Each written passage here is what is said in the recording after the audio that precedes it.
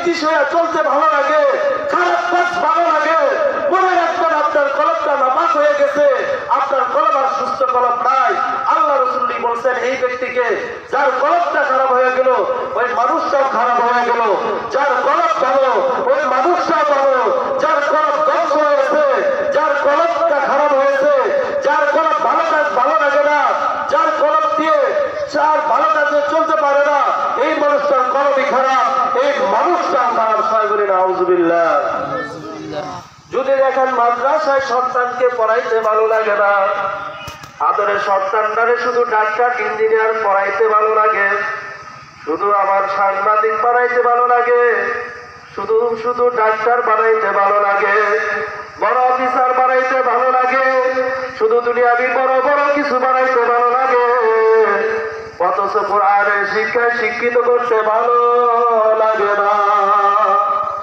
আল্লাহ তাআলার নবী হযরত মুহাম্মদ সাল্লাল্লাহু আলাইহি ওয়াসাল্লাম ডাকতে বলেন, যদি তোমার কোরআনের শিক্ষা ভালো না লাগে শুনে রাখো উম্মাহ, কবরের মধ্যে যখন ওই কবরের মধ্যে যাইয়া যখন পানি জুবাইবা, আর কবর রাউযাতুম মিন হুফারিল্লাহ, আর কবর রাউযাতুম মিন রিয়াদিল জান্নাহ, আও হুফরাতুম মিন হুফারিল্লাহ। এই কবরটা কারো জন্য হবে একটা জান্নাতের বাগান। সবাই বলি আলহামদুলিল্লাহ। আবার কারো জন্য হবে একটা জাহান্নামের গর্ত। কথা ঠিক কিনা? যদি দেখেন আপনার কোরআন শিক্ষা দিতে ভালো লাগে না, দ্বীন শিক্ষা দিতে ভালো লাগে না, আপনার সন্তানকে মাদ্রাসায় পড়াইতে ভালো লাগে না, মাদ্রাসার হুজুরদেরকে দেখলে দাঁত চিৎকারি আসে, মাদ্রাসার হুজুরদের নাম শুনলে ভালো লাগে না, কোরআনের রাস্তা ভালো লাগে না, মনে করবেন কলবটা খারাপ হইয়া গেছে। আর এই খারাপ কলব নিয়ে যদি কেউ কবরের মধ্যে পারে জমা, আল্লাহ রাসূল বলেন কবরের মধ্যে একটা না দুইটা না আল্লাহ তাআলা 99টা সাপ ঢুকাইয়া দিবে। এই সাপগুলো একটা একটা করে সাপ দাঁড়ায় দাঁড়ায় বলবে খবীর, কিয়ামত দুনিয়ার মধ্যে গেছিলাম, আল্লাহ তাআলা হায়াত পাইয়া আল্লাহর হুকুম মোতাবেক চলো না, আল্লাহর হুকুম মানো না, নামাজের সময় নামাজ না পড়ে গেছে রাস্তা বসিয়া থাকছো, কবরের মধ্যে সাপ ডাকতে বললে খেলাধুলা আড্ডার মধ্যে গেছো, অথচ নামাজ পড়ো নাই, আরাম খাইছো, সুদ খাইছো, মাওলাই কত নিয়ামত দিছে, নিয়ামত খাইয়া মাওলার হুকুম মানো নাই, আল্লাহ দেওয়ালে এত সব পাই ওই লেপের মধ্যে ঢুকিয়া ফজরের নামাজ বাদ দিয়া লেপের মধ্যে শুইয়া থাকছো। আজকে আমি মাওলার হুকুম হয়ে গেছে, আমার মাওলার হুকুম জারি করিয়া দিছে, কিয়ামত পর্যন্ত তোকে কামড়ানোর জন্য খবিস বলিয়া ডাক দিবে আর বলবে, আরে খবিস, দুনিয়ার মধ্যে ক্ষমতা পাইয়া, দুনিয়ার মধ্যে বাহাদুরি পাইয়া, দুনিয়ার মধ্যে টাকা পাইয়া, দুনিয়ার মধ্যে বন্ধু বান্ধব পাইয়া, দুনিয়ার মধ্যে বিবি বাল বাচ্চা বেড়া মাওলাকে ভুলিয়া গেছিলাম, আজকে বুঝাই কবরের মধ্যে আমার মাওলার কি হুকুমের সাজা, আজকে তুমি বুঝতে পারবা আমি সাজার কি কামড়। সেদিন বুঝে আসবে ঠিকই কবরের মধ্যে যায়, কিন্তু বুঝলে আর কোন কাজ হবে না।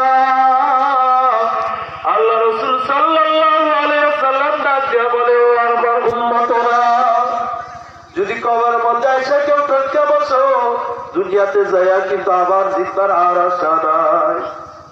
আমার শায়েখ মুর্শিদ বারবার বলে, আমার শায়েখ মুর্শিদ পীর সাহেব চরমনায় বারবার ডাক দিয়া বলে, প্রতিটি বয়ানের মধ্যে বাবা, দুনিয়ার মধ্যে যদি 10টা না 15টা না 20টা পরীক্ষাও কেউ যদি ফেল করিয়া বসে, আবার কিন্তু পরীক্ষা দিয়া জিতবার আবার আশা করা যায়। কথা ঠিক কিনা? দুনিয়ার এক কাজের মধ্যে কেউ যদি হারিয়ে যায়, আবার কিন্তু পরীক্ষা দিয়া জিতবার আশা করা যায়। কথা ঠিক কিনা? দুনিয়ার কোন এক কাজ যদি ফেল করিয়া বসে, আবার কিন্তু কাজ করে আবার জিতবার আশা করা যায়। যদি দুনিয়ার মধ্যে কোনো কাজ আপনি ফেল করেন, আবার কিন্তু চেষ্টা করলে ফেল থেকে আপনি পাস করতে পারেন। কথা ঠিক কিনা? দুনিয়ার এক মামলায় যদি হাইকোর্টের মামলায় যদি ফেল করিয়া যান, আবার কিন্তু আমরা আপিল করিয়া জিতার আশা করা যায়। কথা ঠিক কিনা? যদি কবরের মধ্যে কেউ একবার যদি ফেল করিয়া বসো, ওই কবরের মধ্যে থেকে কিন্তু আর দুনিয়ার মধ্যে আসিয়া আর জিতবার আশা করা যায় না। কথা ঠিক কিনা? আমরা কি দুনিয়াতে আমরা এসে জিতবার আশা করতে পারি? সেদিন বন্ধু বান্ধব দিয়া ওই একা একাই থাকা লাগবে।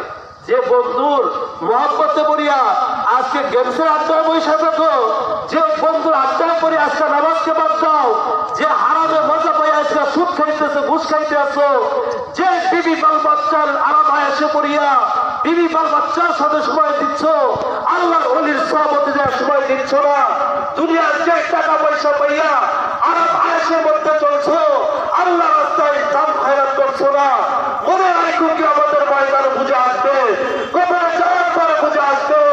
আজকে তোমার সন্তানদেরকে মাদ্রাসায় পড়াচ্ছ না, দিন শিক্ষা দিচ্ছ না, কোরআনে কারীম শিক্ষা দিচ্ছ না, আত্মশুদ্ধির কোনো খবর নাই, এই কলমটা বুঝটার টুকরা যে নষ্ট হয়ে রয়েছে, কলমের চিকিৎসার কোনো খবর নাই।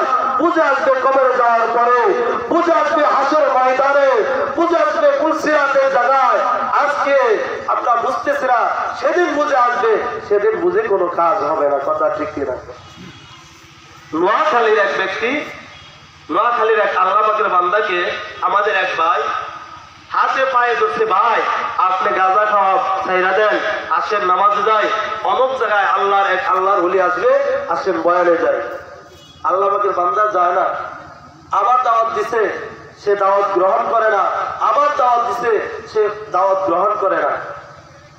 এক পর্যায়ে সে পায়ে ধরছে জড়াইয়া, ভাই আপনি নামাজে যান না, আল্লাহর ওলিদের মাহফিলে যান না, ওয়াজ মাহফিলে যান না, মসজিদে যান না, আসেন সামনে চরমোনার মাহফিল, আসেন আল্লাহর ওলির দরবারে যাই, সেখানে কিছু যে ওয়াজ নসিহত শুনি। বলতেছে না আমি যাইতে পারবো না। আল্লাহর বান্দা পায়ে ধরিয়া জড়ায় কাইন্দা দিছে, ভাই আপনাকে যাওয়া লাগবে, আপনার যত সমস্যা আমি দেখবো। আল্লাহ পাকের বান্দা সব মেয়েরা বলতেছে আমাকে 2টা বছর সময় দাও। কয় বছর? 2 বছর পরে আমি নামাজে পড়বো, মসজিদে যাবো, চরমোনায়ও যাবো, তাবলীগেও যাবো, সব আজান দোকান ছাইরা দেবো, কিন্তু আমাকে 2টা বছর সময় দাও, এই 2 বছর মধ্যে আমাকে নামাজের দাওয়াতও দিবা না। এই কথা বলার পরে আল্লাহ পাকের বান্দা বড় দুঃখ নিয়ে সে চলে গেছে। পরের দিনে শুনতেছে অমুক আল্লাহর বান্দা বুঝে মাস্তান আর দুনিয়াতে নাই, নাই তার লাশও খুঁজে পাওয়া যাইতেছে না। 4 দিন পরে নোয়াখালী এক কলেজের পিছনে লাশ পাওয়া গেছে। লোক সকল যাইয়া দেখে তার শরীর দিয়ে বিভিন্ন পোকামাকড় মানে একদিক সেদিক করতেছে, চিন্তায় মানুষ কাছে যাইতে পারতেছে না, লাশের গন্ধে মানুষ ভুগলে যাইতেছে না। কি সময় পাইছে? 2 বছর, 2 বছর সময় পাইছে।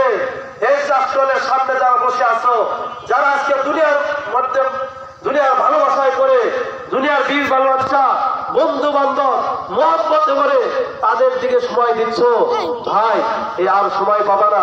মনে করতেছো এরকম ওয়াজ মাহফিল কত হয়, আজকে এই ওয়াজ মাহফিল না গেলে কি হবে?